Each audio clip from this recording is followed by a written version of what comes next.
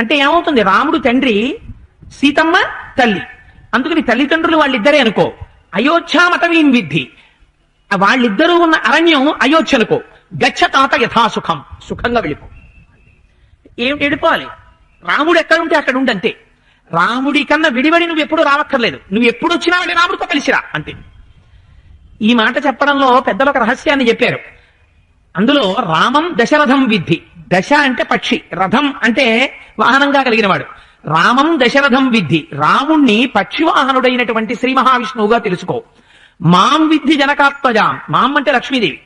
జనకాత్మజాం, జనకుని కూతురైన సీతమ్మగా తెలుసుకో, ఆవిడ లక్ష్మీదేవి. అయోధ్యామతవీం విద్ధి, వాళ్ళిద్దరు ఎక్కడుంటారో అది అయోధ్యగా తెలుసుకో. గచ్చ తాత యథాసుఖం, ఈ నరజన్మతో వచ్చి ఈశ్వరుణ్ణి చేరుకోవడమే పరమ ప్రయోజనం. అందుకని వెళ్ళిపో. మళ్ళీ వెనక్కి వస్తే ఏమవుతుంది? పునర్జన్మ వస్తుంది. అందుకే గర్భాలయంలో అటువైపు దారి పెట్టరు. అలా వెళ్ళిపోతే ఇంకేమిటి? మోక్షమే. అందుకని ఇలా వెళితే మళ్ళీ ఇలాగే రావాలి. అలా వెళ్ళిపోవడం ఇక్కడ జరగాలి. ఇటువైపు నుంచి బయటికి వెళ్ళడం, ఇటువైపు నుంచి బయటికి అందరూ వెళ్ళరుగా. అందుకని వెళ్ళలేదు కనుక కనీసం ఇలా వెళ్ళిపోయాడనే వరకు, అది కాలిపోయే వరకు ఉండి వెనక్కి వచ్చేస్తాడు. నేను ఇలా వెళ్ళిపోయిన వాడికి మళ్ళీ పునర్జన్మ లేదు అని గుర్తు. అందుకని యోగ మార్గంలో వెళ్ళాలి అలా వెళ్ళడం అంటే. సరే, అందుచేత గచ్చ తాత యథాసుఖం, అందుకని నువ్వు రాముడితో బయలుదేరి వెళ్ళు అంది. అన్న తర్వాత మహానుభావుడు రాముడు సీతమ్మతో లక్ష్మణుడితో కలిసి ఆ ఉత్తమాశ్వములు పూంచినటువంటి రథాన్ని ఎక్కాడు. ఎక్కిన తరువాత రాజ్యం అంతటా ఎక్కడ చూసినా ఒక విచిత్రమైనటువంటి ధ్వని బయలుదేరి, అదొక గోలగోల కింద చప్పుడు వినపడుతోంది. ఎందుచేత? ఎక్కడ చూసినా ఎవరిని చూసినా క్రౌంచ పక్షులు ఏడ్చినట్టు ఏడుస్తున్నారు. గాలి వ్యాకులంగా వీస్తోంది. ఎందుచేత? రాముడు వెళ్ళిపోతున్నాడు. పంచభూతములు కూడా క్షోభిస్తున్నాయి. ఆ రాముడు అయోధ్యను విడిచిపెట్టి వెళ్ళడం ఎవరికి ఇష్టం లేదు. స్త్రీలు, పెద్దలు, బ్రాహ్మణులు, యాగములు చేస్తున్నవారు, యజ్ఞములు చేస్తున్నవారు మధ్యలో ఆపి బయటికి వచ్చేసారట. బయటికి వచ్చేసి ఆడవాళ్ళందరూ గుండెలు బాదుకుని పెద్దగా అడుస్తున్నారట.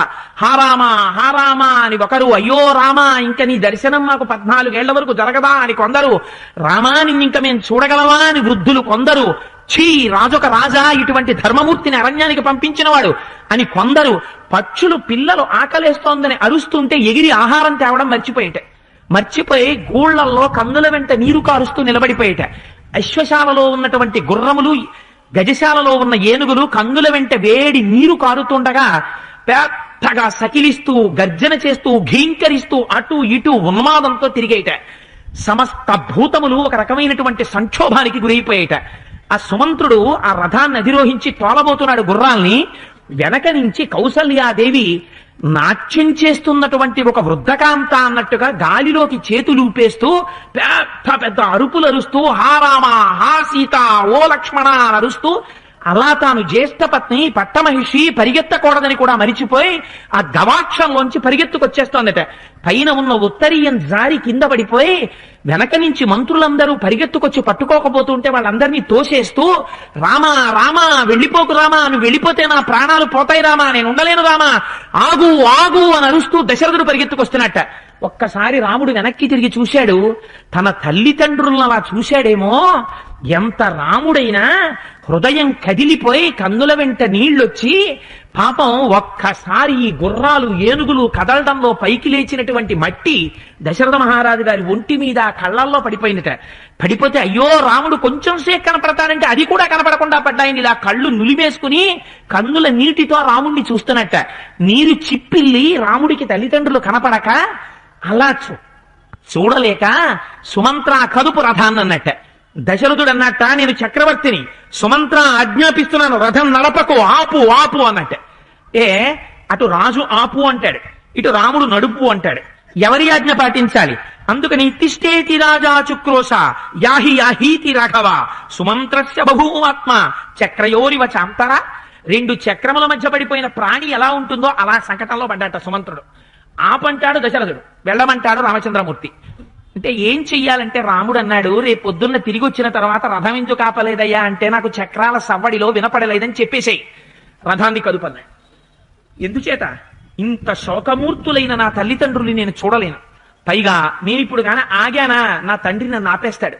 ఆపేస్తే ఇక నన్ను వెళ్ళనివ్వడు. నేను వెళ్ళకపోతే తండ్రి సత్యవాక్యమునందు నిలబడడు, తండ్రి సత్యభ్రష్టుడైపోతాడు. అందుకని రథాన్ని నడిపేసేయి అన్నాడు. అనగానే రథాన్ని నడిపేస్తున్నట్ట. నడిపేస్తుంటే వృద్ధులైనటువంటి బ్రాహ్మణులు నిత్యాగ్నిహోత్రీకులు తమ ఇళ్లలో ఉన్న అగ్నిహోత్రాన్ని మూటలు కట్టేసుకుని బయలుదేరి వచ్చేస్తున్నారట.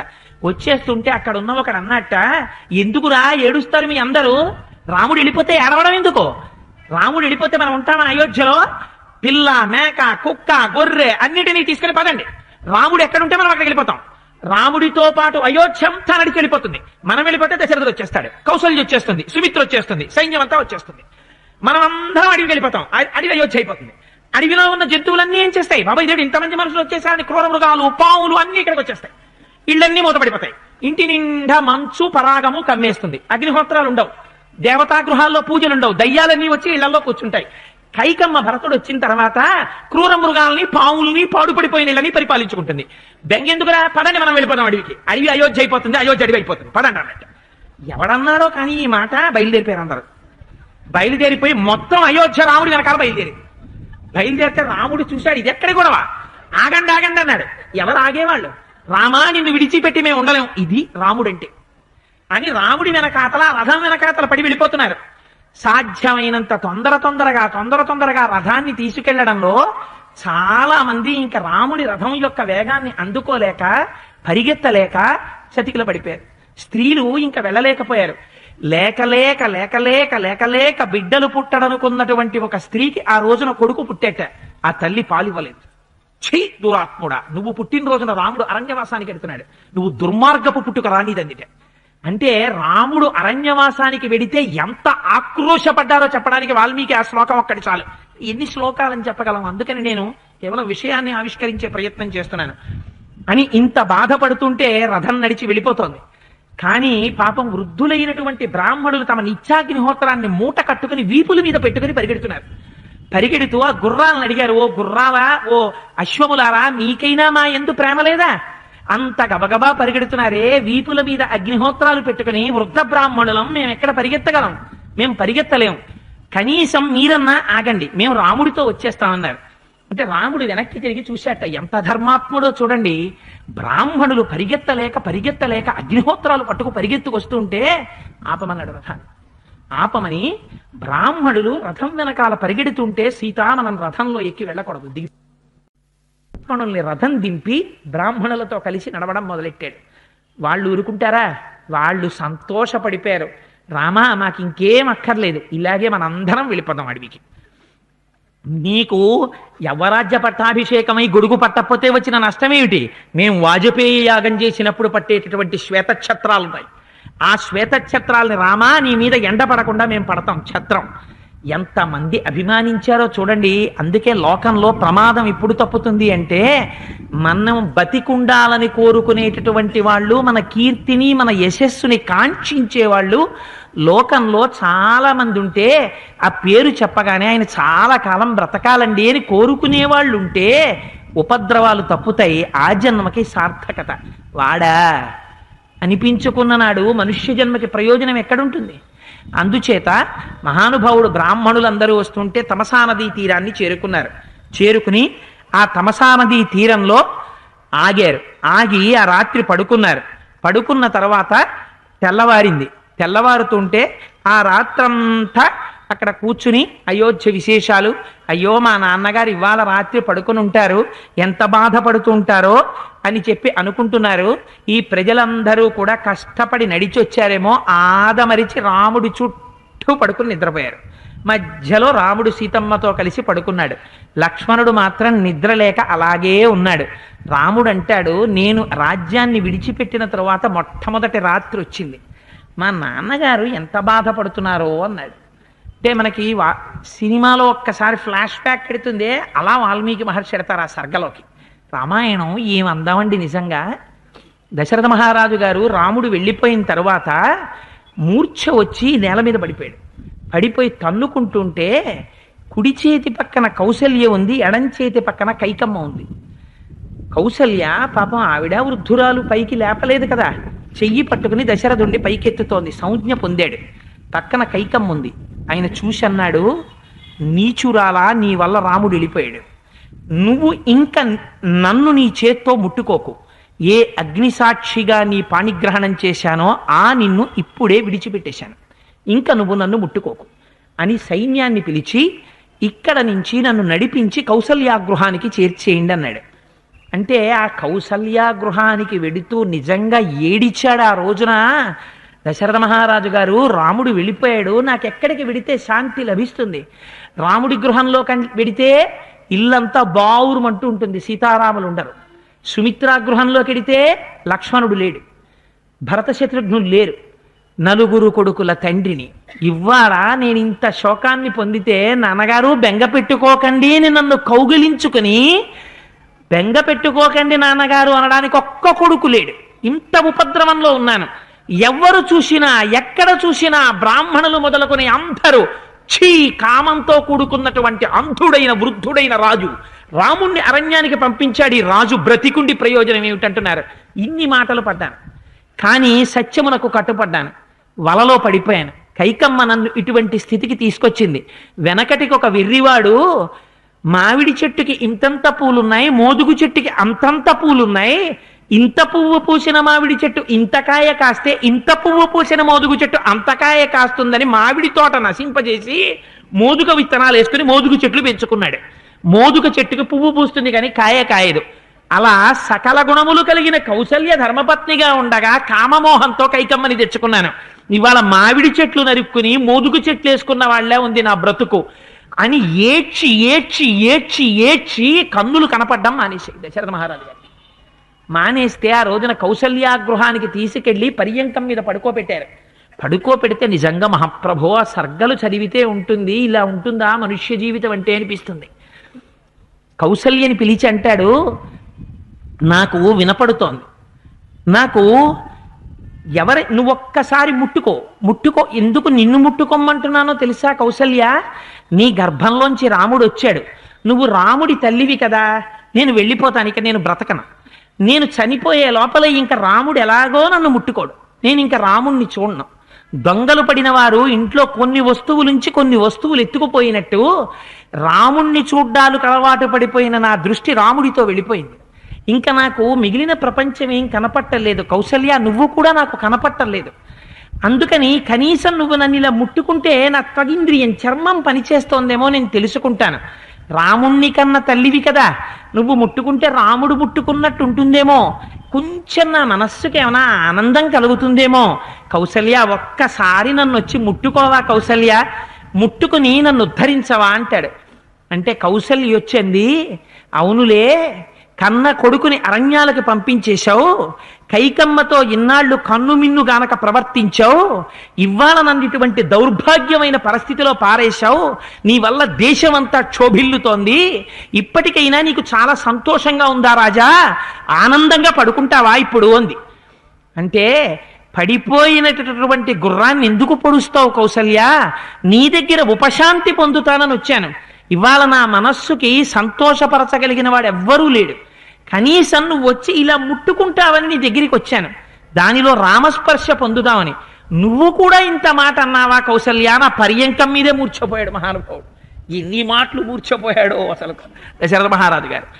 ఎంత బాధపడ్డాడో నిజంగా. అయ్య బాబోయ్, దశరథుడు ఎంత సుఖపడ్డాడో అంత కష్టపడ్డాడు అనిపిస్తుంది. అనిపించిన తరువాత అంత బాధపడితే అక్కడ రాముడు అంటాడు, తెల్లవారుజామునే బ్రాహ్మీ ముహూర్తంలో సుమంత్రుణ్ణి పిలిచి, వీళ్ళందరూ వృద్ధులైన బ్రాహ్మణులు, నా యందుండేటటువంటి అవ్యాజమైన ప్రేమతో నా వెనక వచ్చేశారు, వీళ్ళు నన్ను అనుగమించి నడవలేరు, వీళ్ళు 14 సంవత్సరములు నాతో వచ్చి చాలా క్లేశపడిపోతారు, అందుచేత నేను కనపడకపోతే వీళ్ళు వెనక్కి తిరిగి వెళ్ళిపోతారు. తెల్లవారుజామున వీళ్ళందరూ బడలికతో గాఢ నిద్రలో ఉండగానే మనం వెళ్ళిపోవాలి. కానీ వీళ్ళు తిన్నగా ఇంటికి వెళ్ళరు. ఎటు వెళ్ళాడో రాముడు గుర్తుపడదామని రథచక్రాల వెంట వస్తారు. అందుకని రథాన్ని ముందు ఉత్తర దిక్కుకి తీసుకెళ్ళి, ఉత్తర దిక్కు వైపు కెడితే అయోధ్య వైపు కెడుతుంది, పైగా ఉత్తర దిక్కు ప్రయాణం మంచిది, అందుకని ఉత్తర దిక్కుకెళ్ళు. ఉత్తర దిక్కుకి వెళ్ళిన తర్వాత రథాన్ని వెనక్కి తిప్పు, వెనక్కి తిప్పి గడ్డి మించి పొదల మించి నడిపించి తమసా నదిని దాటించేస్తే వెళ్ళిన రథచక్రాలు ఆగిపోయినట్టే కనపడతాయి. ఎటు వెనక్కి వెళ్ళాయో వాళ్ళకి ఇంక అర్థం కాదు, రాముడు ఎటు వెళ్ళాడో తెలియలేదని వాళ్ళు అయోధ్యకి వెళ్ళిపోతారు. ఎందుచేత మహానుభావుడు అక్కడ తండ్రిని ధర్మంలో నిలబెట్టాడు. ఇంతమంది బ్రాహ్మణులు తన వల్ల కష్టపడకూడదు, ఇంతమంది జానపదులు తన వల్ల కష్టపడకూడదు, అందుకని వాళ్ళని వెనక్కి పంపించడం కోసం ఈ ప్రణాళిక రచించి తెల్లవారుజామునే సీతారామ లక్ష్మణులు రథం ఎక్కి సుమంత్రుణ్ణి పిలిచి నిశ్శబ్దంగా ఉత్తర దిక్కు వైపుకి రథాన్ని నడిపించి మళ్ళీ అదే గాడి మించి వెనక్కి తిప్పి తమసా నదిని రథం మీద దాటి ఆవలి వైపుకు వెళ్ళిపోయారు. తెల్లవారింది, బ్రాహ్మణులందరూ లేచారు. అయ్యో మొద్దు నిద్ర, ఎంత నిద్రపోయామో, ఏడి రాముడు ఏడి రాముడు అన్నారు. అని రాముడి రథచక్రాల గాడిని బట్టి వెళదాం రండి అని అందరూ గాడి పట్టుకు బయలుదేరారు. అది అయోధ్య వైపుకి వెడుతోంది. అమ్మయ్య, రాముడు అయోధ్యకి వెళ్ళిపోయాడనమాట అనుకున్నారు మనసులో. రాముడికి అదే కావాలి. ఒక్కసారి అందరూ అటు వైపుకి వచ్చారు, ఆగిపోయారు రథచక్రాలు. ఎటు వెళ్ళాడో తెలియలేదు. తల కొట్టుకున్నారు. వెనక్కి వెడితే మన అందరూ నిలదీస్తారు. ఏం వెళ్ళలేదా మీరు, ఇంకా బతికిపోదామని వచ్చేసారా, రాముడి శుశ్రూష చెయ్యలేరా అని అడుగుతారు. ఏం చేస్తాం అని ఏడుస్తూ అయోధ్యకి తిరిగి వెళ్ళిపోయారు. వాళ్ళు ఎలా బాధపడ్డారో అయోధ్యలో ఉన్న వాళ్ళు కూడా వాళ్ళని అలాగే ప్రశ్నించారు. సరే, అందరూ తిరిగి వెళ్ళారు. దుకాణాలు తెరవలేదు, ఎవ్వరిలో సంతోషం లేదు. అన్నం వండుకున్నవాడు అయోధ్య పట్టణంలో ఒక్క కుటుంబం లేదుట ఆ రోజున. రాముడు వెళ్ళిపోయాడని ఒక్కళ్ళు అగ్నిహోత్రాన్ని సమారాధన చేయలేదు. ఎక్కడ ఇంటి ముందు కళాబీ జల్లలేదు, ఒక్క చోట ముగ్గు పెట్టలేదు.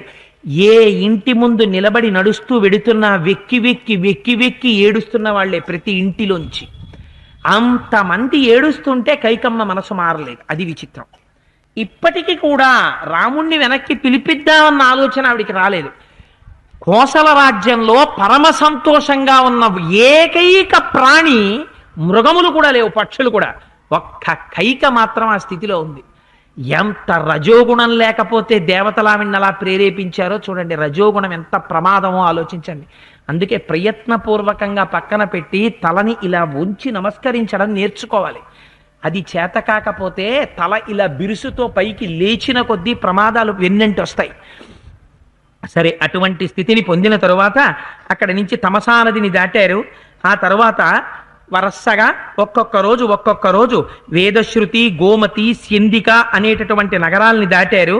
దాటి కోసల రాజ్యానికి సరిహద్దుల్లోకి వచ్చేశారు. కోసల రాజ్యం అంతా పుష్కలంగా పంటలు పండుతూ ఉంటుంది.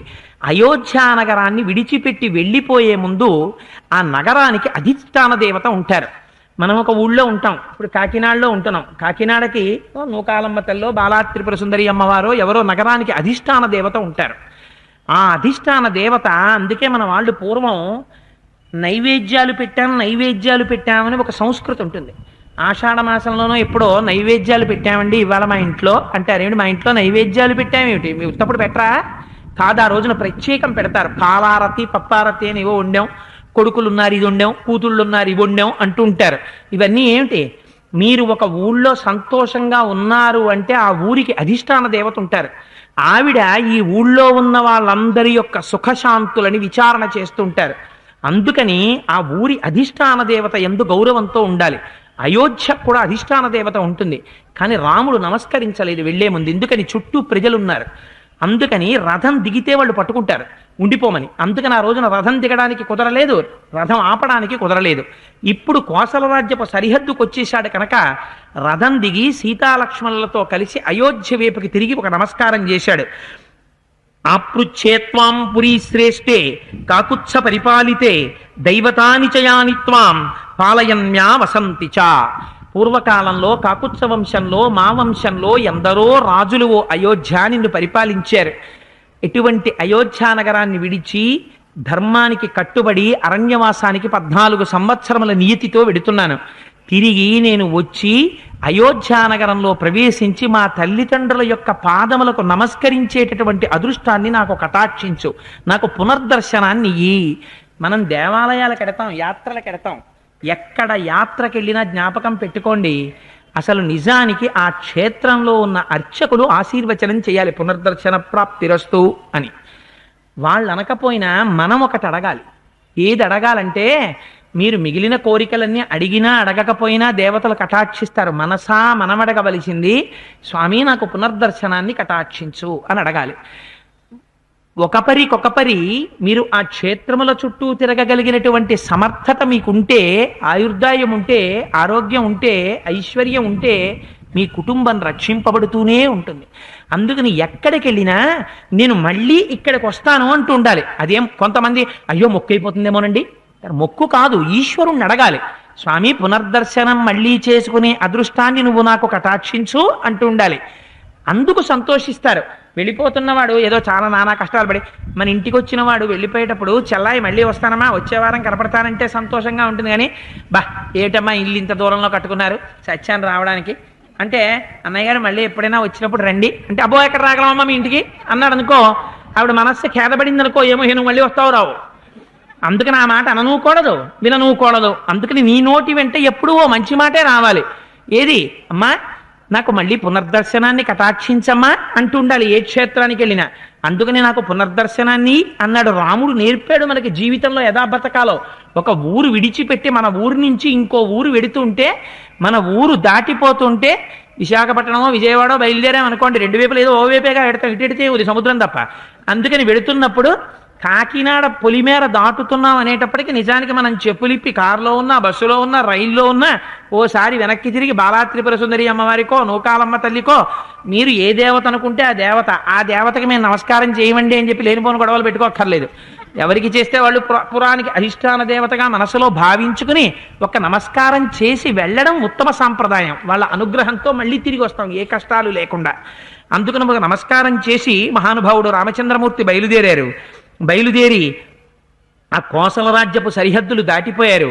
దాటిపోయిన తరువాత గంగానదీ తీరాన్ని చేరుకున్నారు. ఆ గంగానదీ తీరంలో బ్రహ్మాండమైనటువంటి వేగంతో గంగ ప్రవహిస్తోంది. ఆ చప్పుడు విన్నారు, సంతోషించారు. ఆ సుమంత్రుడు రథం మీద తీసుకొచ్చిన తరువాత ఒక ఇంగుదీ వృక్షము యొక్క నీడలో కూర్చున్నారు. అంటే గార చెట్టు, ఆ గార చెట్టు యొక్క నీడలో కూర్చున్నారు. గార చెట్టు బెరడు అరగతీసి ముద్ద కట్టుకు తింటూ ఉంటారు ఏమీ లేనటువంటి వాళ్ళు. ఆ గార చెట్టు నీడలో కూర్చున్నారు. కూర్చున్న తర్వాత గుహుడికి తెలిసింది రాముడు వచ్చాడని. ఎంత సంతోషపడిపోయాడు. గుహుడంటే ఏమిటో తెలుసా అండి? గుహుడి గురించి రకరకాలైనటువంటి ప్రతిపాదనలు ఉన్నాయి. గుహుడు యజ్ఞయాగాదులు చేసేవాడని, కానీ ఆయనది శృంగిబేరపురము అని చెప్పి మనకి రామాయణంలో రాశారు. శృంగిబేరపురము అంటే యథార్థం మనకు అర్థం ఏమిటంటే ఆయన ఎంత పాశవిక వృత్తితో ఉండేటటువంటి వాడంటే జింకలు లేళ్ళు మొదలైనటువంటి వాటిని వేటాడడంతో పాటుగా దారి దొంగతనాలు కూడా చేసేవాడు అని. కానీ వేటాడడంతో పాటుగా జింకలు మొదలైన వాటి బొమ్మలు పెట్టేవాట. అవి జింకలే అనుకుని జింకలు వస్తే ఆ జింకల్ని పట్టుకు చంపేవాడు. చంపి పరపీడనమే తన యొక్క పోషణంగా తీసుకుని జీవించినటువంటి ప్రవృత్తి కలిగినటువంటి గుహుడికి ఉన్న గొప్ప లక్షణం రాముడంటే పరమభక్తి. ఆ ఒక్క లక్షణాన్ని అడ్డు పెట్టుకుని రామచంద్రమూర్తి గుహుణ్ణి ఉద్ధరించేశారు. నువ్వు ఎంత పాశవిక ప్రవృత్తిలో ఉన్నవాడివైనా ఒక్కసారి రామనామం చాలు రక్షించేస్తుంది, రామ కథ చాలు నిన్ను ఉద్ధరించేస్తుంది. ఎన్ని కోట్ల జన్మల పుణ్యమో రామకథ వినడం అంటే. అందుకని ఆ గుహుడు అంటాడు, పరుగు పరుగున వచ్చి రాముణ్ణి గట్టిగా కౌగిలించుకున్నట్ట ఇంగుదీ వృక్షం కింద కూర్చుని ఏడుస్తున్నాడు రాముడంతటి వాడు. అయ్యో మా నాన్నగారు ఎలా ఉన్నారో మా అమ్మ ఎలా ఉందో అని. తమార్త సంపరిష్యద్య గుహో రాఘవమబ్రవీత్ యథాయోధ్యాతదేయంతే రామకిం కరవాణితే. రామ ఇది శృంగిబేరపురం అని నువ్వు అనుకోకు, ఇది కూడా అయోధ్యే, ఇది నీ రాజ్యం, ఈ రాజ్యం కొత్తది అని అనుకోకు. మనం స్వతంత్రంగా అవతలవారు భావించాలి అంటే ఒక్క మాట అంటే సరిపోతుంది. అవతల వారిని బట్టి వారికి మీ పట్ల ఉన్న ఆప్యాయత ప్రకటించాలంటే ఏమంటాం? అయ్యో అదేమిటమ్మా ఈ ఇల్లు ఇంకొకరిదని అనుకోకండి, ఇల్లు మీ ఇల్లేనమ్మా. అందుకే ఆడపిల్లలు వస్తే నోరారా ఇంటి యజమాని నోటి వెంట ఒక మాట రావాలి, అమ్మా ఇది నీ పుట్టిల్లమ్మా అనాలి. ఆ వచ్చినటువంటి చెల్లెలి వరస వాళ్ళు కూడా అలా సంతోషించాలి. వచ్చిన చెల్లెల వరస స్త్రీ మా అన్నయ్య గారు నిజంగా అన్నయ్యలా ఎలా మాట్లాడతాడో అని సంతోషించి వెళ్ళింది అనుకోండి. ఒక ఆడపిల్ల అలా సంతోషించి వెడితే దేవతలందరూ సంతోషిస్తారు. అందుకని ఇంటికి వస్తే మాట ఎలా మాట్లాడాలో నేర్పింది మనకి శాస్త్రం. అందుకని ఇది నీ రాజ్యమే అనుకో, ఇదే అయోధ్య అనుకో, రామా సంతోషంగా ఉండు. స్వాగతంతే మహాభాగో తవేయమఖిలామహి వయం ప్రేష్యా భవాన్ భర్త సాధురాజ్యం ప్రసాదిన భక్ష్యం భోజ్యం చ పేయం చ లేహ్యం చేదముపస్థితం శయనాని చ ముఖ్యాని వజినం ఖదనం చ తే గుహమేవం బ్రువాణంతో రఘవ ప్రత్యువాచ అర్చితాశ్చైవ పృష్టాశ్చ భవతా సర్వదా వయం పద్భ్యామభిగమాశ్చైవ స్నేహ సందర్శనేన చ. రామ భక్ష్యములు భోజ్యములు లేహ్యములు ఇవన్నీ సిద్ధం చేశాను, అన్నరాసులు పట్టుకుని వచ్చాను. ఒకరి ఇంటికి వెడితే వాళ్ళు సంతోషంగా మనకి ఏదైనా ఇచ్చారనుకోండి, ఒక్కొక్కరి దగ్గర ఒక్కొక్క దుర్గుణం ఉంటుంది. ఒక్కొక్కరిని మీరు చూడండి, ఎవరికైనా ఇంటికి వచ్చినప్పుడు అమ్మ తాగండి అని ఒక కప్పు కాఫీ ఇస్తే నేను కాఫీ తాగనండి. ఆల్ రైట్, మీరు కాఫీ తాగరు, కొద్దిగా పాలు తీసుకోండి అమ్మా అన్నాం అనుకోండి, నేను తాగను. ఆల్ రైట్, పోనీ పాలు తాగరు, ఓ ద్రాక్ష పండు తినండి అమ్మా అన్నాను, నేను తినను. అది పద్ధతి కాదు, అలా ఉండకూడదు. ఒకరి ఇంటికి వెళ్ళినప్పుడు మర్యాద. ఏది మర్యాద? నిజంగా నువ్వు తినలేకపోతే నీ కుడి చెయ్యి దాని మీద వేసి, నిజంగా ఇవాళ తినలేని పరిస్థితి అండి, మరోలా అనుకోకండి, నువ్వు లేచి వచ్చి ఆ పళ్ళాన్ని లోపల పెట్టి వెళ్ళాలి తప్ప పెట్టినప్పుడు నేను తినను నేను తినను నేను తినను అని అనకూడదు. అవతల వారి యొక్క ప్రీతిని నీకు ఒక పదార్థ రూపంలో ఆవిష్కరిస్తారు తినమని. దాన్ని అంత నిరసన భావంతో మాట్లాడకూడదు. ఇవాళ మనకు ఉన్నటువంటి దౌర్భాగ్యం ఏమిటంటే, మిగిలినవి కబుర్లు ఎన్నైనా కావాలి, ఒకరు పెట్టినటువంటి ఆప్యాయతతో పెట్టిన పదార్థాన్ని స్వీకరించకపోతే అవతల హృదయం ఎంత క్షోభపడుతుందో అర్థం చేసుకోరు. ఇది సంస్కారానికి సంబంధించిన విషయం, ఇది నేర్చుకోవాలి. అందుచేత ఎంత గొప్పగా మాట్లాడాడో చూడండి రాముడు. గుహ పరిగెత్తుకొస్తూ అన్నపు మూటలు పట్టుకు పరిగెత్తుకొచ్చాడు, రామా తినవయ్యా అని.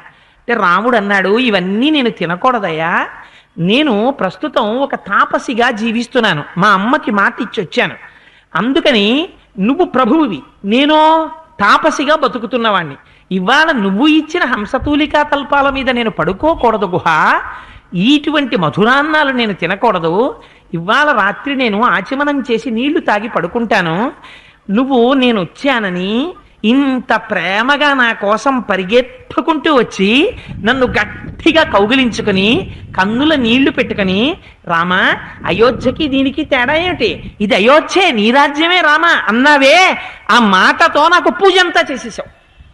చూడండి, ఇది రాముడు చూసేది. మీరు చేసే పూజ కాదు రాముడు చూసేది, మీరు మనస్సుతో ఎలా ప్రేమిస్తారు, మీరు మాట్లాడే మాట అవతల వారికి తృప్తినిస్తుంది, మీ ప్రవర్తన అవతల వారికి తృప్తినిస్తుంది. ఎంత జాగ్రత్తగా మాట్లాడాడో చూడండి. మా తండ్రి గారైన దశరథ మహారాజు గారికి గుర్రాలంటే చాలా ప్రీతి, అవి మమ్మల్ని ఇంత దూరం తీసుకొచ్చి అలిసిపోయాయి, వాటికి కావలసినంత గడ్డి మొదలైన దానానివ్వయా గుహ అన్నారు.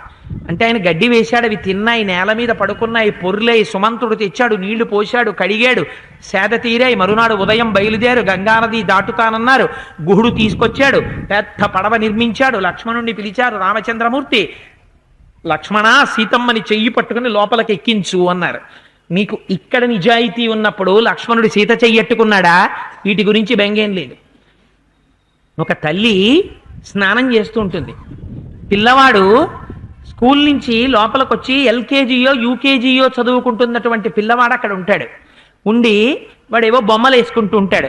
అమ్మ బాత్రూంలోంచి బయటికి వచ్చి ఒళ్ళు తుడుచుకుంటూ ఉంటుంది. పిల్లాడు ఒళ్ళు తుడుచుకుంటున్న అమ్మ దగ్గరికి వచ్చి నిలబడి, అమ్మ అమ్మ రేపు స్కూల్కి వెళ్ళినప్పుడు నాకు కొత్త పెన్సిల్ కొట్టావా అని మాట్లాడుతుంటాడు. అప్పుడు కొడుకు పురుష శరీరంతో పుంస్త్వంతో స్త్రీగా అమ్మని చూస్తాడా?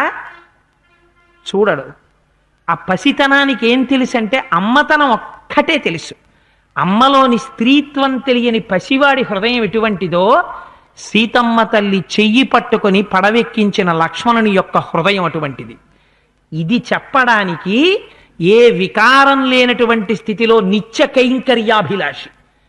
అందుకని ఇదిరా లక్ష్మణుడి యొక్క కైంకర్యం అంటే ఇది తెలుసు కనుక లక్ష్మణ సీతమ్మ చెయ్యి పట్టుకుని పడవెక్కించు అన్నాడు రాముడు. చెయ్యి పట్టుకుని లక్ష్మణుడు పడవెక్కించాడు సీతమ్మని.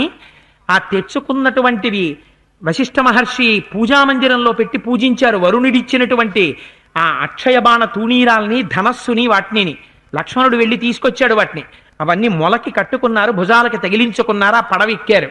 రామాయణంలో ఎక్కడా రామాని పాదం తగిలితే ఏదో ఒక నారి ఆడది అయిపోయినాదంట, నా పడవెక్కితే ఏమైపోతుందో అందుకుని నీ కాళ్ళు కడుగుతానన్నాడు గుహుడని వాల్మీకి మహర్షి ఎక్కడా రాయలేదు. అందుకని పడవ ఎక్కించాడు. ఎక్కించిన తర్వాత సుమంత్రుడు ఏడుస్తూ నిలబడ్డాడు. మహానుభావా నువ్వు గంగ దాటి వెళ్ళిపోతున్నావు, నేనేం చెయ్యాలని అడిగాడు. అడిగితే రాముడు అన్నాడు, నువ్వు తిరిగి వెళ్ళిపోయి దశరథ మహారాజు గారికి కనపడు, మా తండ్రి గారికి నమస్కరించానని చెప్పు, కౌసల్యని సర్వకాలములయందు దశరథుణ్ణి సేవించమని చెప్పు. నాకు కైకమ్మకి సుమిత్రకి కౌసల్యకి తేడా లేదు, ముగ్గురు తల్లులకి నమస్కరించానని చెప్పు. భరతుడికి నేను కుశలం అడిగానని చెప్పు. ఆ భరతుడు గొప్ప యోధుడు, సర్వకాలములయందు ధర్మము చేత కట్టుబడినవాడు.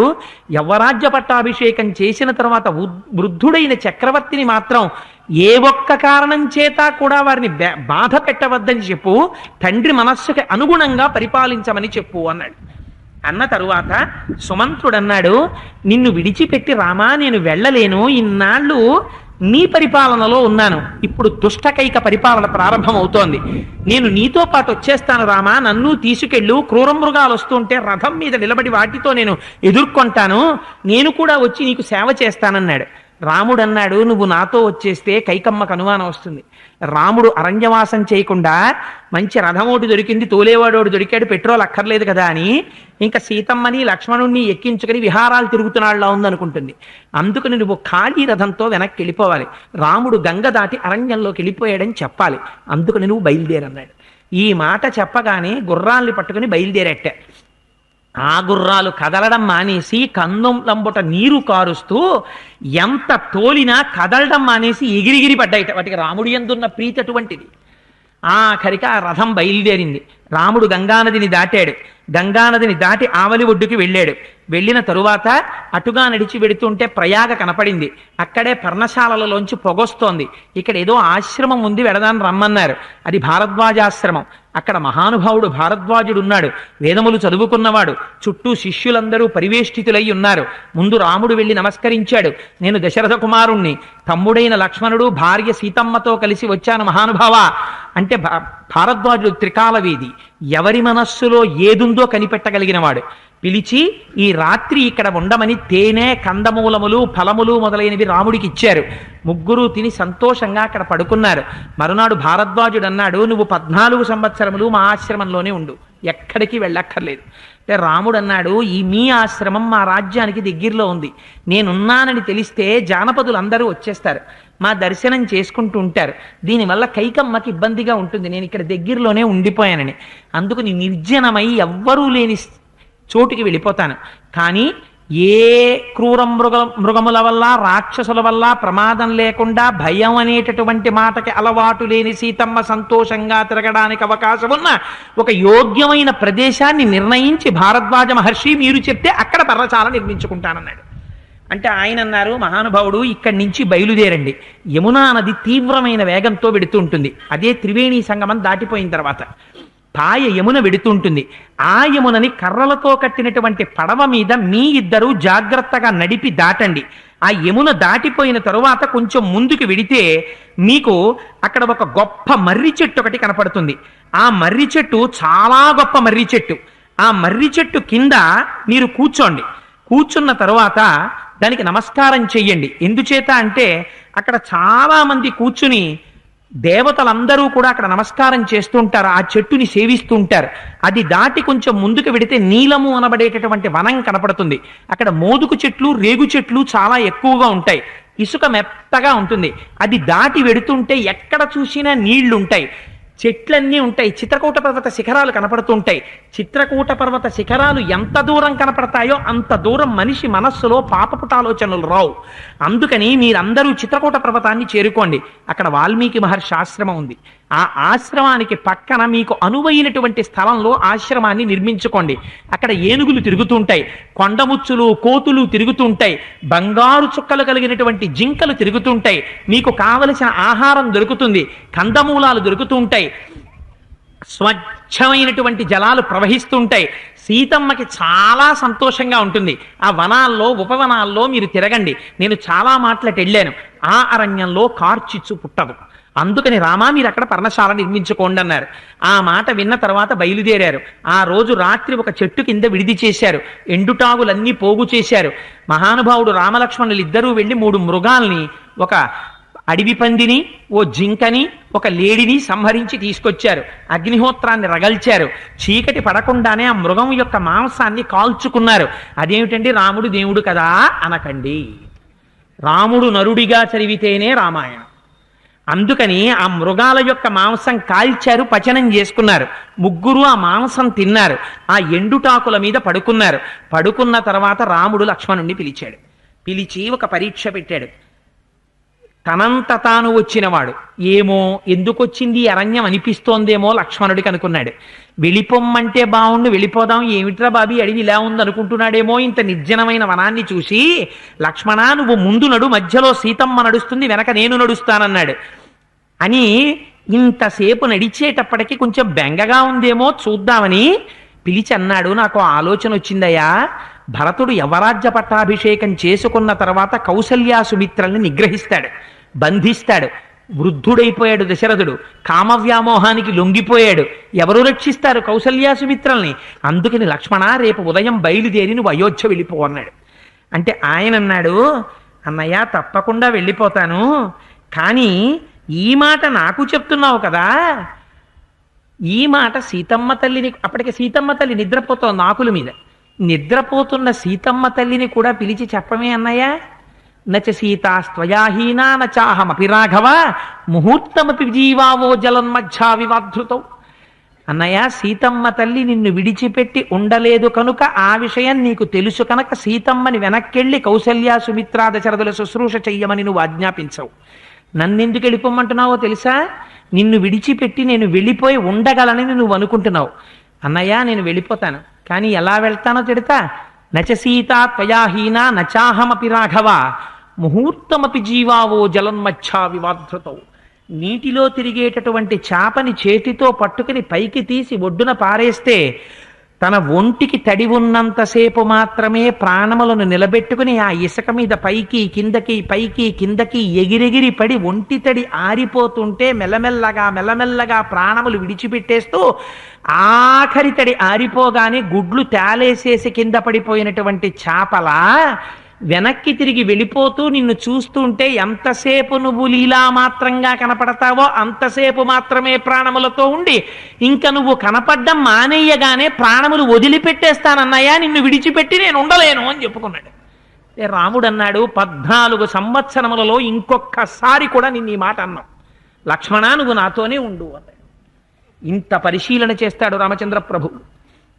అన్న తరువాత మరునాడు ఉదయం సంతోషంగా బయలుదేరి అక్కడి నుంచి ఆ భారద్వాజ మహర్షి ఎలా చెప్పారో అలా చిత్రకూట పర్వతాన్ని చేరుకుని లక్ష్మణుడు చక్కటి పర్ణశాల నిర్మించాడు. రామచంద్రమూర్తికి తెలియనటువంటి మంత్రాలు లేవు, వాస్తుహోమం చేశాడు. చాలా మంది ఇవాళ రేపు గృహప్రవేశాలు వాస్తుహోమాలు ఎందుకండి, పైన షామియానా వేసేసి టిఫిను భోజనాలు పెట్టేసి వెళ్ళిపోతే చాలనుకుంటున్నారు. వాస్తుహోమం ఎందుకు చేస్తారో తెలుసా అండి? రామాయణంలో చెప్పారు. ఆ ఇంటిలోకి వెళ్ళిన వాడు దీర్ఘకాలం జీవించాలనుకుంటే వాస్తుహోమం చెయ్యాలి. వాస్తుహోమం చెయ్యకుండా గృహప్రవేశం చేస్తే అల్పాయుర్దాయవంతుడవుతాడు, ప్రమాదాలు వస్తాయి. అందుకని వాస్తుహోమం చెయ్యాలని అగ్నిహోత్రాన్ని వ్రేల్చి మంచి మృగాన్ని పట్టుకుని సంహరించి దాని మాంసాన్ని పచనం చేసి అగ్నిహోత్రంలో వ్రేల్చి హోమం పూర్తి చేసి గదులన్నీ అలంకారం చేసి అందులోకి గృహప్రవేశం చేశారు. వాల్మీకి మహర్షి ఆశ్రమాన్ని సందర్శించారు. వాల్మీకి సంతోషించారు. అంత ఆనందంగా గడిచిపోతోంది. సుమంత్రుడు అయోధ్యకి తిరిగి వచ్చాడు. పాపం దశరథుడు తెలివి తప్పిపోతూ ఏడుస్తూ రాముణ్ణి అడిగాడు, రామా దశరథ రాముడు ఎలా ఉన్నాడని అడిగాడు. అడిగితే ఆయన అన్నాడు, ఏమయ్యా నీకు నమస్కారం చెప్పమన్నాడు, కౌసల్యని జాగ్రత్తగా శుశ్రూష చేయమన్నాడు, సుమిత్రా కైకాదుల యందు కూడా తనకు ఎటువంటి భేదభావం లేదు నమస్కరించానని చెప్పమన్నాడు, భరతుణ్ణి యవ్వరాజ్య పట్టాభిషేకం చేసుకుని వృద్ధుడైనటువంటి చక్రవర్తిని ఇబ్బంది పెట్టకుండా పరిపాలించమని చెప్పాడు, ఆ భరతుణ్ణి కుశలం అడిగానని చెప్పమన్నాడు, నీ రాముడు సుగుణాభిరాముడయ్యా, తామర పువ్వుల వంటి కందుల వెంట నీరు కారుస్తూ నీకు నమస్కరించాడయ్యా అన్నారు. అంటే దశరథ మహారాజు గారు అన్నారు, లక్ష్మణుడు ఏమన్నాడు అన్నారు. అంటే ఆయన అన్నాడు, లక్ష్మణుడు పడవెక్కుతూ మా తండ్రి కామమునకు లొంగిపోయాడు, యవ్వనంలో ఉన్న కైకమ్మ కావలసి వచ్చింది, సకల సుగుణాభిరాముడైనటువంటి రాముణ్ణి రాజ్యంలోంచి బయటికి పంపించాడు, అటువంటి వాణ్ణి తండ్రిగా నేను అంగీకరించట్లేదు, ఇక నుంచి దశరథుడు నాకు తండ్రి కాడు, ఈ మాట నే చెప్పానని దశరథ మహారాజు గారికి చెప్పండి వెళ్ళినప్పుడు. అహం తావన్మహారాజే పితృత్వం నోపలక్షయే భ్రాతా బంధుశ్చ భర్తాచ పితాచ మమ రాఘవ. నాకు తల్లి కాని తండ్రి కాని గురువు కాని దైవం కాని అన్న కాని తమ్ముడు కాని ఎవరైనా నాకు రాముడి. నాకు దశరథ మహారాజు గారికి సంబంధం లేదు. నేను తండ్రిత్వాన్ని దశరథ మహారాజులో గుర్తించడం మానేశానని చెప్పు అన్నాడు. లక్ష్మణుడికి ఎప్పుడూ కోపమే, ఎప్పుడు రాముడికి అపకారం జరిగిందనుకుంటే అని చెప్పాడయ్యా అన్నాడు. సీతమ్మ ఏం చెప్పిందయ్యా అని అడిగాడు. సీతమ్మ ఏం చెప్పిందో చెప్తే తట్టుకోలేడని సీతమ్మ కూడా బాధపడింది. కానీ ఆ మాట చెప్తే దశరథ మహారాజు గారు తట్టుకోలేరని అప్పటికే ఈ మాటలు వింటూ శిరస్సు వాల్చేశాడు. వాల్చేసి నిస్త్రాణ వచ్చేసి కట్టేసిన ఏనుగు గుర్రుమన్నట్టు గుర్రుమంటున్నాడు. ఏమిటి ఇంకా ప్రాణములు కూడా శోషించిపోతున్నాయి దశరథుడికి. బెంగ పెట్టేసుకున్నాడు. అందుకు నా మాట చెప్పకూడదని నీ కోడలు సీతమ్మ పడవెక్కుతూ కన్నుల వెంట నీరు కారుస్తూ ఒక్కసారి రాముడి వంక నా వంక చూసి నమస్కరించి పడవెక్కి వెళ్ళిపోయిందయా అన్నాడు. సీతమ్మ అలా చూడ్డంలో నేను అన్న మాటలు మా మామగారితో అనకుసుమా అని చెప్పినట్టు అనిపించింది సుమంత్రుడికి. అందుకని అనలేదు అసలు. అంటే బాధతో మరి సీతమ్మ మాత్రం ఏదో అనదా? ఎంత ఇబ్బంది వచ్చింది మా ఆయనకని ఆ మాట మాత్రం ఇహ చెప్పలేదు. ఎంత అంటే కొడుకు మాట కన్నా కోడలి మాటకి దశరథ మహారాజు గారు అంత జాగ్రత్త పడతాడని తెలుసు. అందుకని అది చెప్పలేదు. చెప్పకుండా ఈ మాటలు చెప్పి దశరథుడు చాలా పరివేదన చెందుతున్నాడని ఒక మాట చెప్పాడు. ఏమీ లేదయ్యా, మీ వాళ్ళు చాలా సంతోషంగా ఉన్నారు. అప్పటికే పాపం సుమిత్ర కొంత ఓదార్చింది వాళ్ళని. రాముడితో పాటు సీతమ్మ సంతోషంగా నడుస్తూ ఆ వనాల్ని ఉపవనాల్ని అన్నిటినీ చూస్తోంది. నీకు ఇంకొక విషయం చెప్పనా? సీతమ్మ అరణ్యంలో నడిచి వెడుతుంటే హంసలు కూడా ఆవిడ పక్కనే అటువైపు నుంచి నడుస్తూ సీతమ్మ నడక చూసి అలా నడవడం ప్రాక్టీస్ మొదలెట్టాయని చెప్పాడు నవ్వించడానికి. ఎందుకనిట ఇన్నాళ్ళు మాకన్నా నడకలు నడిచే వాళ్ళు ఎవరన్నా అలా పడుకునేవిట. మేము నడిస్తే అందరూ చూసి హంస నడక అంటారని. సీతమ్మ తల్లి అరణ్యంలోకి వచ్చాక నడకలు మానేసి హంసలన్నీ ఓ మూల పడుకున్నాయిట. ఏమే మీరు నడవడం మానేశారంటే ఏం చెప్పుకోలేనులే, మాకన్నా అందంగా నడిచే ఆవిడ కొత్తగా ఒక ఆవిడ వచ్చింది అరణ్యంలోకి అన్నాయిట అని సీతమ్మ అలా వెళ్ళిపోతుంటే దగ్గరికి వెళ్ళడం భయం వేసి అలా దూరంగా హంసలు కూడా ఆవిడ కాళ్ళ వంక చూస్తూ ఆవిళ్ళ అడుగులేస్తున్నాయిట. అలా నడిచిందయా సీతమ్మ అన్నారు. ఎందుకని? సంతోషిస్తాడు దశరథ మహారాజు గారని. ఈ మాట చెప్పి సుమంత్రుడు లేచాడు. కౌసల్యంది ఒక స్త్రీ ముగ్గురి చేత రక్షింపబడాలి. భర్త చేత రక్షింపబడాలి, కొడుకు చేత రక్షింపబడాలి, జ్ఞాతుల చేత రక్షింపబడాలి. భర్త వై కూడా నువ్వు నాకు రక్షణనివ్వలేదు. కొడుకు చేత రక్షింపబడాలి, ఆ కొడుకు నా దగ్గర లేకుండా చేసేసావు. జ్ఞాతుల చేత రక్షింపబడాలి, నాకు జ్ఞాతి అన్న వాళ్ళు ఎవరు దగ్గరలో లేరు. అందుకని నువ్వు చేసిన దుశ్చేష్టితానికి దశరథ ఇవాళ నేను దిక్కుమాలిన చావు చచ్చిపోతున్నాను. నా కొడుకు గురించి విని నేను బతక. అందుకని నేను మరణించనన్నా మరణిస్తాను. సుమంత్రుడికి తెలుసు రాముడు ఎక్కడున్నాడు. నేను అడవిని పట్టి వెళ్ళిపోతాను తప్ప ఇక నేను నీ ముఖం చూడను. నేను నీ దగ్గర ఉంటాను. నువ్వు ఇంత దారుణమైన పని చేశావు, నా కొడుకుని అడవికి పంపించావు. నువ్వు చేసిన పనికి ఇవాళ కోసల రాజ్యం అంతా ఏడుస్తోంది. నువ్వు చెయ్యకూడని పని చేశావంది. ఈ మాట అనేటప్పటికీ దశరథ మహారాజు గారు అన్నారట, నేను దౌర్భాగ్యుడనే కౌసల్య, నేను ఎందుకు పనికిరాని వాణ్ణి, నేను దీనుణ్ణి, నేను ధర్మాత్ముండని కానీ, నేను ఒక్కనాడైనా సరిగ్గా పరిపాలించానని కానీ, మిమ్మల్ని చూశానని కానీ ఇంకా నేను అనను. కానీ ఎంత దీనుణ్ణైనా, ఎన్ని తప్పులు చేసిన వాణ్ణైనా, ఎంత దరిద్రుణ్ణైనా వృద్ధుణ్ణైపోయాను కదా. అందరూ పొడి చేస్తున్నారు కదా. కంటికి నిద్ర రావట్లేదు, నోటికి ముద్ద సహించట్లేదు. రాముడా కనపడడు, నన్ను ఓదార్చేవాళ్ళ లేరు. నేను ఎంత బెంగ పెట్టుకున్నానో కౌసల్య నీకేం తెలుసు. ఓదారుస్తావని కదా నీ మందిరానికి చేరుకున్నాను. పరమ సాత్వికమైన ప్రవర్తన కలిగిన నువ్వు కూడా నన్ను ఇలా పొడి చేస్తే నేను కూడా ఈ క్షణంలోనే ప్రాణాలు విడిచిపెట్టేస్తాను కౌసల్య. నువ్వైనా కనీసం ఇలా మాట్లాడడం మానవా, నీ కాళ్ళు పట్టుకుంటానని 2 చేతులతో నమస్కారం చేశాట. చేస్తే కౌసల్య పరుగు పరుగున వచ్చి ఆయన పాదాల దగ్గర కూర్చుని 2 చేతులు పట్టుకుని తల మీద పెట్టుకుని అంది, నైషాహిసా స్త్రీ భవతి శ్లాఘనీయేన ధీమత ఉభయోర్లోకయోర్వీర ప్రత్యాయ సంప్రపాద్యతే. మహాధర్మాత్ముడైనటువంటి భర్త ఒక భార్య దగ్గర ఇలా 2 చేతులు పెట్టి నిన్ను బతిమాలుకుంటున్నానే అన్నాడంటే ఆ స్త్రీ జీవితంలో అటువంటి దుర్దినం ఇంకా వేరొకటి ఉండదు. నువ్వు ఇలా అనకూడదు, నేను చూడకూడదు. పొరపాటున కొడుకు వెళ్ళిపోయాడన్న ఆక్రోశంలో ఇలా మాట్లాడాను. మహానుభావ నన్ను క్షమించని ఆయన కాళ్ళ మీద పడిపోయింది. సంతోషించాడు, పైకి లేవ తీశాడు, తీసుకెళ్లి పర్యంకం మీద పడుకోబెట్టింది. కలవరిస్తున్నాడు. కౌసల్య కౌసల్య ఒక్కసారి ఇలా రా అన్నాడు. కౌసల్య సుమిత్ర ఇద్దరూ వచ్చి పక్కన కూర్చున్నారు.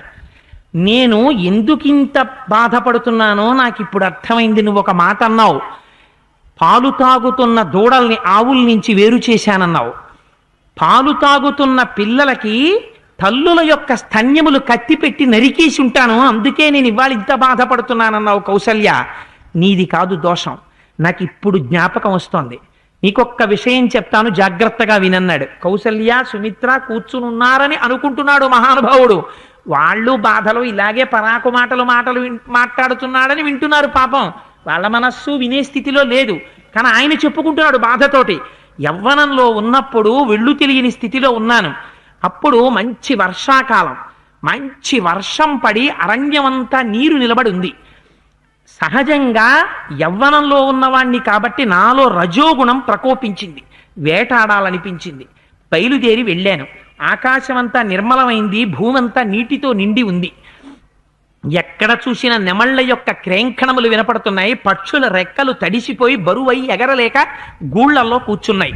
ఇప్పుడు క్రూర మృగాలు తప్పకుండా నీటికయ్య దగ్గరికి వస్తాయని ఆ రోజు రాత్రంతా ధనస్సుకి బాణాన్ని సంధించి కూర్చున్నాను. తెల్లవారే వరకు ఏ మృగము వచ్చినట్టు నాకు కనపడలేదు. కటిక చీకటి. తెల్లవారుతోందనగా బ్రాహ్మీ ముహూర్త సమయంలో సన్నని మూతి కలిగినటువంటి కూజాని నీటిలో ముంచినట్టు గుడగుడ గుడగుడ శబ్దం వినపడింది. ఏనుగు తొండం పెట్టి నీళ్లు తాగుతోంది అని గ్రహించాను. నాకు శబ్దవేది విద్య తెలుసు. అందుకని శబ్దాన్ని బట్టి ఏనుగు యొక్క కుంభస్థలం మీద బాణప్రయోగం చెయ్యాలనుకున్నాను. అనుకుని శబ్దాన్ని బట్టి గురి చూసి చీకట్లో బాణప్రయోగం చేశాను. ఏనుగు యొక్క ఘీంకారం వినపడుతుంది అనుకున్నాను, కానీ ఏనుగు ఘీంకారం వినపడలేదు. ఒక మనుష్యుడి యొక్క ఆర్తనాదాలు వినపడ్డాయి. భయపడి పరిగెత్తాను.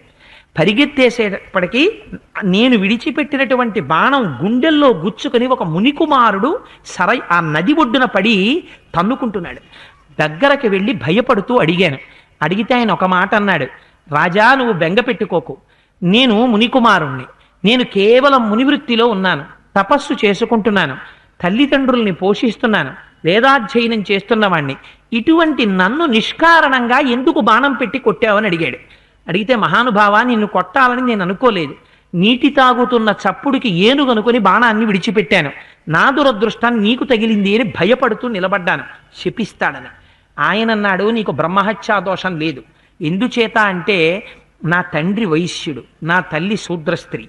వైశ్యుడికి శూద్రస్త్రీకి నేను వర్ణసంకరమైన వారికి జన్మించాను కాబట్టి శపించే అధికారం నాకు లేదు. అందుకని నేను శాపం కూడా ఇవ్వను. నీకు బ్రహ్మహత్యా పాతకం కూడా లేదు. కానీ నా తల్లిదండ్రులు ఇద్దరు అంధులు, కళ్ళు కనపడవు, అరణ్యంలో కూర్చుని ఉన్నారు.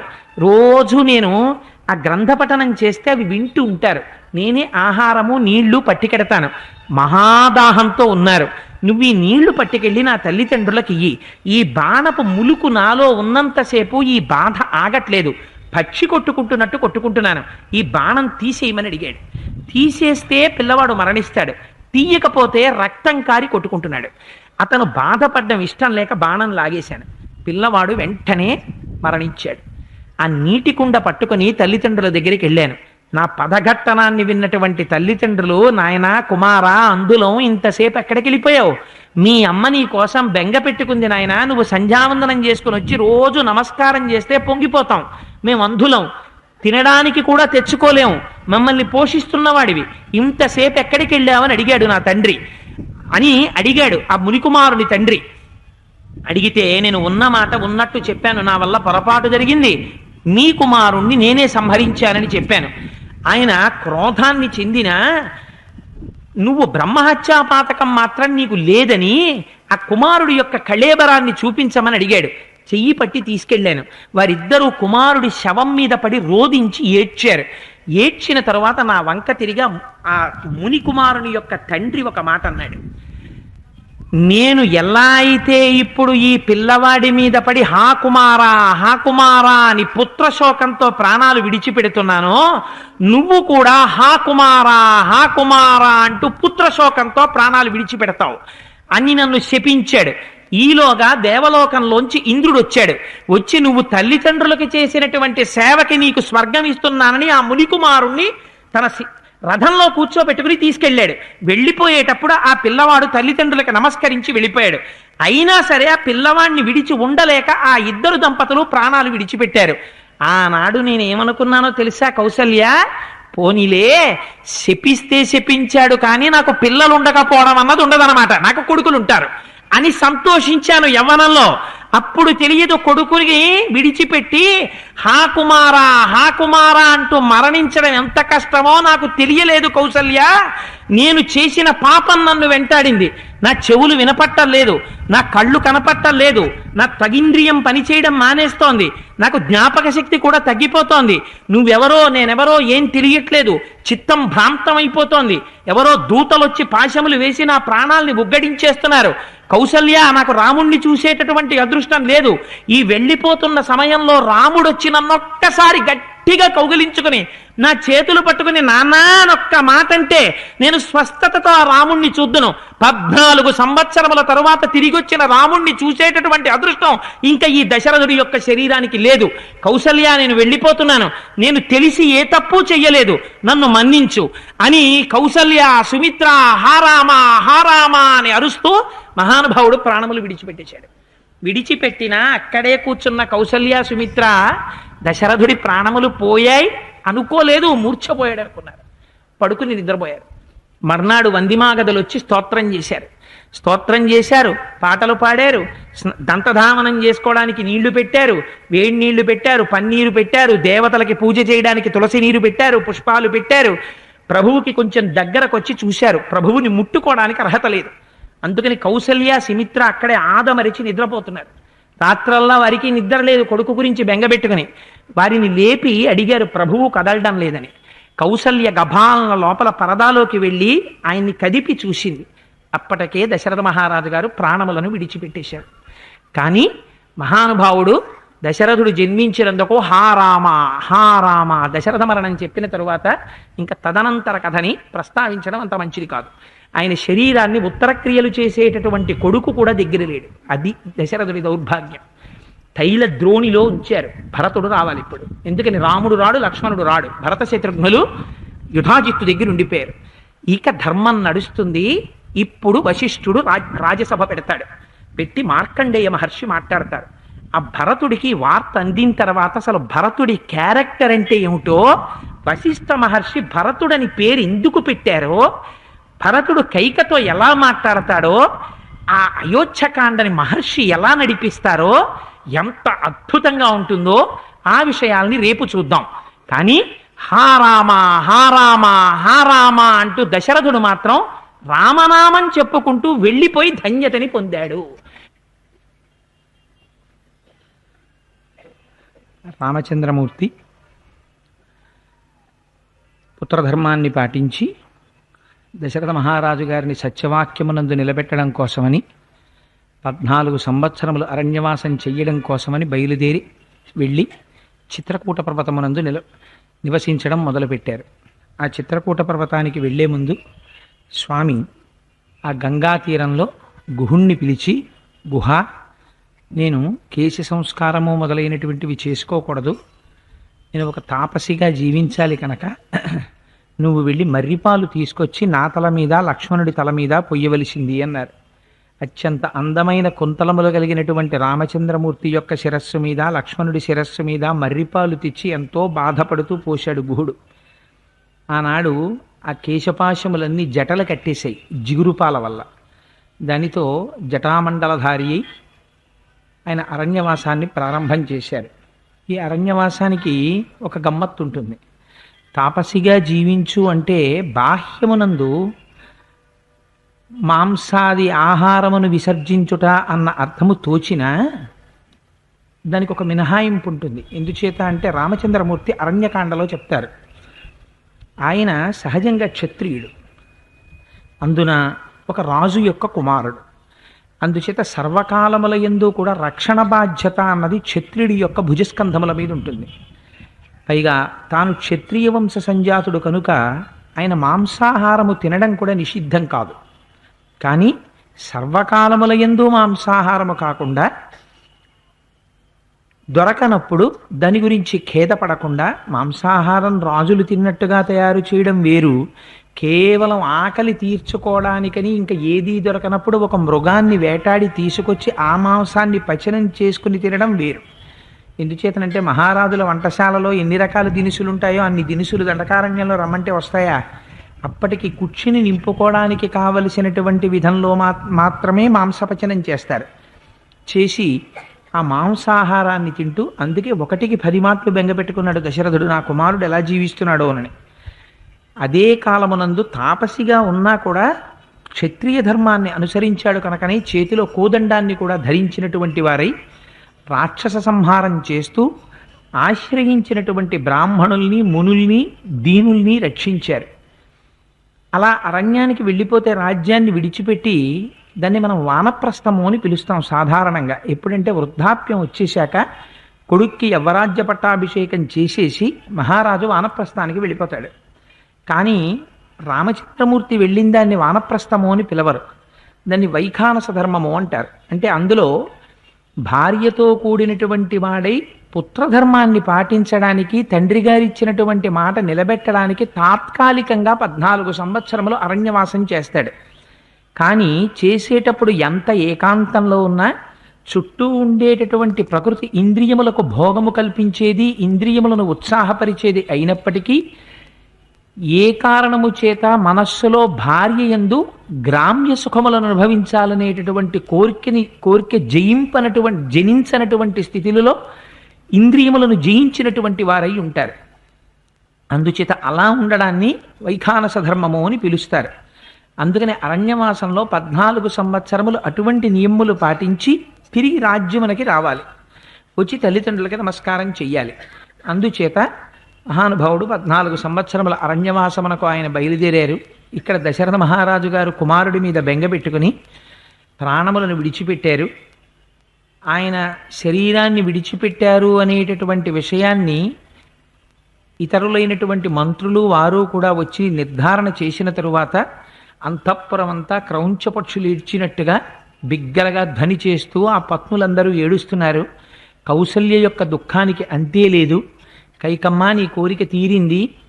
ఏ భర్త రాముడు వెళ్ళిపోయిన తరువాత నువ్వు విధవవైపోతావని అంటూనే ఉన్నాడో అది సత్యమైంది. మేము ఇటు కుమారులకి దూరమయ్యాం, అటు భర్తకి దూరమయ్యాం, అన్ని విధాలా బాధ పొందుతున్నటువంటి వాళ్ళ మేమని కౌసల్య వ్యగ్రత చెందుతూ ఉండగా, 4 కుమారులు ఉన్నప్పటికీ అంచేష్టి సంస్కారం నిర్వహించడానికి ఒక్క కుమారుడు కూడా అందుబాటులో లేని కారణం చేత ధర్మమూర్తి అయి మహానుభావుడు ఆ దండకారణ్యంలో 14 సంవత్సరములు ఉండడానికి రాముడు వెళ్ళిపోయాడు. రాముణ్ణి అనుగమించి లక్ష్మణుడు వెళ్ళిపోయాడు. భరత శత్రుఘ్నులు ఇద్దరూ చాలా దూరంలో తాతగారైనటువంటి అశ్వపతి మహారాజు గారి యొక్క సమక్షంలో కేకయ రాజ్యంలో ఉన్నారు. అందుచేత ఇప్పుడు కుమారుడు ఉంటే తప్ప అంచేష్టి సంస్కారం నిర్వహించకూడదు. కుమారుడికి మాత్రమే ఆ హక్కు ఉంటుంది. ఎందుచేత అంటే తండ్రి తనలో ఉండేటటువంటి తేజస్సుని భార్య యందు ప్రవేశపెడతాడు. తండ్రి యొక్క తేజస్సు సర్వావయవముల నుండి కదులుతుంది. అందుకే ఆత్మావై పుత్రనామాసి అంటారు. కదిలినప్పుడు తండ్రి యొక్క హృదయస్థానము నుండి కూడా తేజస్సు బయలుదేరి స్త్రీలోకి ప్రవేశిస్తే స్త్రీ తన సర్వాంగముల నుండి తేజస్సుని కలుపుతుంది. కలిపితే పుత్రుడు జన్మిస్తాడు. అందున పెద్ద కుమారుడిగా జన్మించిన వాడు ఎవరుంటారో ఆయన దేవతల చేత అనుగ్రహింపబడి జన్మించినవాడు. అందుకని మొట్టమొదట పుట్టినటువంటి కొడుకుని ధర్మ సంతానమని పిలుస్తారు. ఏ కారణం చేత కూడా పెద్ద కొడుకుని మాత్రం వేరొకరికి ఇవ్వకూడదు. ఎందుచేత అంటే అది ధర్మ సంతానం కనుక. అందుకని ఇంటికి పెద్ద కొడుకు పెద్ద కోడలు వారిద్దరిది ప్రధానమైనటువంటి బాధ్యత ఉంటుంది. రాముడు ఎక్కడున్నాడో తెలియదు, అరణ్యవాసమునకు వెళ్ళిపోయాడు, వెనక్కి రాడు. మరి అంచేష్టి సంస్కారం ఎవరు చేస్తారు? కొడుకులు చెయ్యాలి. అందుకని శరీరాన్ని తైలద్రోణిలో పెట్టారు. ఆ రోజులలో కూడా అటువంటి రసాయన చర్యలు, రసాయనముల యందు శరీరాన్ని నిలువ చేసేటటువంటి పద్ధతి ఉండేదన్నమాట. ఒక పెద్ద ద్రోణిలో తైలాన్ని నింపి అందులో దశరథ మహారాజు గారి యొక్క శరీరాన్ని ప్రవేశపెట్టారు. ఎప్పుడైతే తైలంలో మునిగిపోయి శరీరం ఉండిపోయిందో భార్యలందరికీ నిర్ధారణ అయింది, భర్త వెళ్ళిపోయాడు శరీరాన్ని విడిచిపెట్టి అని. గగ్గోలు పెట్టారు. ఆ శరీరాన్ని పదిలం చేశారు. పదిలం చేసిన తర్వాత ఆ రోజంతా హఠాత్తుగా సంభవించినటువంటి పరిణామము కనుక ఎవ్వరికీ మనస్సులో స్థిరత్వం లేదు. చాలా బెంగ పెట్టుకుని బాధపడుతూ ఉన్నారు. ఆ రాత్రి ఎట్లాగో గడిచింది. కుమారులు రావాలి, వచ్చి అంత్యేష్టి సంస్కారం నిర్వహించాలి. అటువంటి సమయంలో మరునాడు ఆ రాత్రి గడిచిన తరువాత మరునాడు ఉదయం ఒక్కసారి మహర్షులందరూ కూడా సభామంటపానికి చేరారు. చేరి ఒక మాట చెప్తారు. వశిష్ఠ మహర్షిని పిలిచారు. పెద్దవాడు, మహానుభావుడు, బ్రహ్మర్షి, రాజుకి పురోహితుడు, అత్యంత సన్నిహితుడు, ధర్మం ఎరిగినవాడు, వేదములు చదువుకున్నవాడు, ప్రాజ్ఞుడు, తపస్సు చేసినవాడు.